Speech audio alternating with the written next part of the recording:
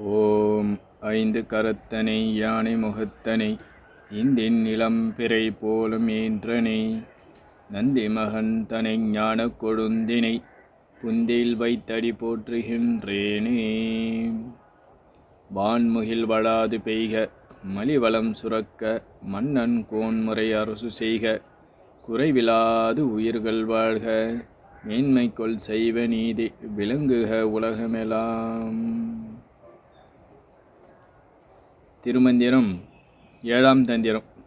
இந்த ஏழாம் தந்திரத்தில் பாடல் 1905. இங்கே சிவயோகியை பற்றி கூறுகிறார். ஒரு யோகியானவர் தன் வாழ்நாளில் தான் அடைய விரும்பிய அல்லது தன் வாழ்வின் லட்சியத்தை அடைவதற்கு முன்பரே உயிர்விட நேர்ந்து விட்டால், ஏதோ ஒரு சம்பவிதத்தால் அவர் மரணத்தை எய்த நேரிட்டால், அதனால் அவர் இதுநாள் வரை பயின்ற இந்த அறிவானது அவருக்கு எந்த விதமான பயனை தரும் என்று இந்த பாடலில் கூறுகிறார். ஒரு யோகியானவர் இவ்வாறு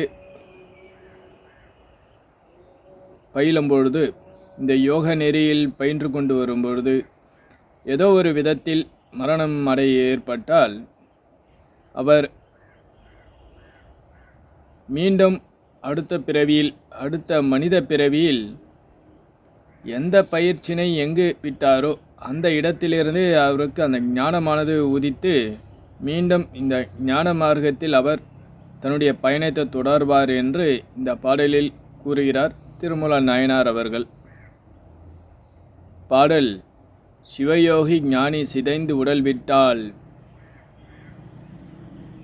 தவலோகம் சேர்ந்து பின் ஆன்றன் வந்து கூடி சிவயோக ஞானத்தார் சேர்ந்தவர் நிற்பர் புவலோகம் போற்றும் நற்புண்ணியத்தோரே. சிவயோக ஞானி சிதைந்து உடல் விட்டால் என்று கூறுகிறார். இந்த ஞானியானவன் லட்சியத்தை அடைவதற்கு முன்பே, அந்த உண்மை தத்துவத்தை அறிவதற்கு முன்பே, சிவன் என்றால் என்ன, பசு என்றால் என்ன, பாசம் என்றால் என்ன என்ற அந்த ஞானத்தை அடைவதற்கு முன்பே உயிர்விட நேரிட்டால் அவன் தவலோகம் சேர்ந்து தேவர்கள் வாழ்கின்ற அல்லது முனிவர்கள் வாழ்கின்ற பிரம்மலோகத்தை அடைந்து சேர்ந்து பின் ஆன்று வந்து மீண்டும் அவன் இந்த மனித பிறவியாக பிறந்து சிவயோக ஞானத்தார் கூடி நிற்பர் அப்படிங்கிறார். அவர் மீண்டும் எந்த இடத்தில் அவர் அந்த பயிற்சினை விட்டாரோ அந்த இடத்திலிருந்து அந்த சிவ ஞானத்தில் கூடி நிற்பார் என்று கூறுகிறார். அவருக்கு இந்த விஷயமானது எளிதில் புரியும். அதற்கேற்றார் மாதிரி அவர் சொல்லாமலே புரிந்து கொள்வார்.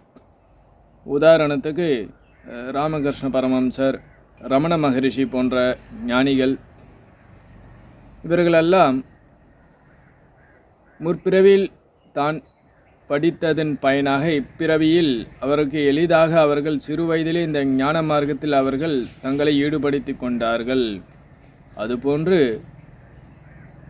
எந்த ஒரு ஞானியும் இந்த யோக பயிற்சியினை பயிலும்பொழுது ஏதோ ஒரு அசம்பாவிதத்தால் உடல் நோய்வாய்ப்பட்டு பிராரப்த கர்மத்தினால் உடலை இழக்க நேரிட்டால் அவர்கள் மீண்டும் பிறக்கும் பொழுது ஞானிகளாகவே பிறப்பார்கள் என்று கூறுகிறார்.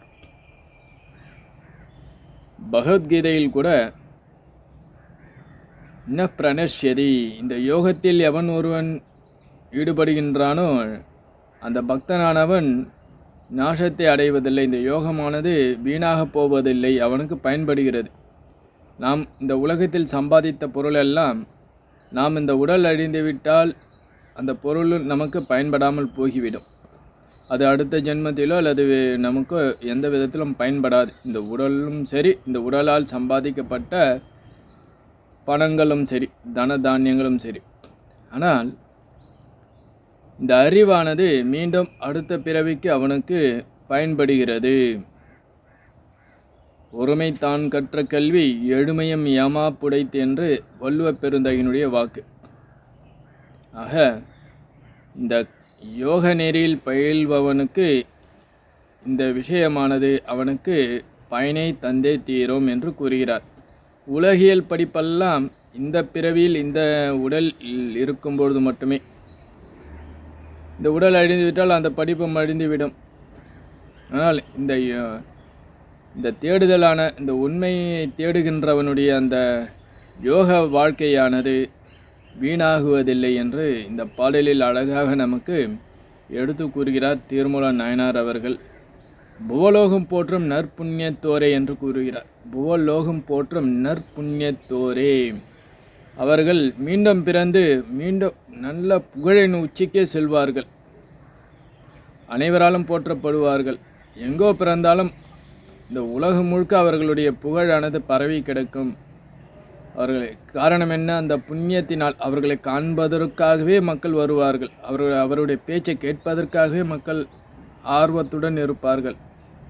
ஏனென்றால் பூர்வ ஜென்மத்தில் செய்த புண்ணியத்தின் பயன் அது இப்பொழுது அந்த பயனானது இந்த ஜென்மத்தில் அவருக்கு பலனை கொடுக்க தயாராக இருக்கின்றது.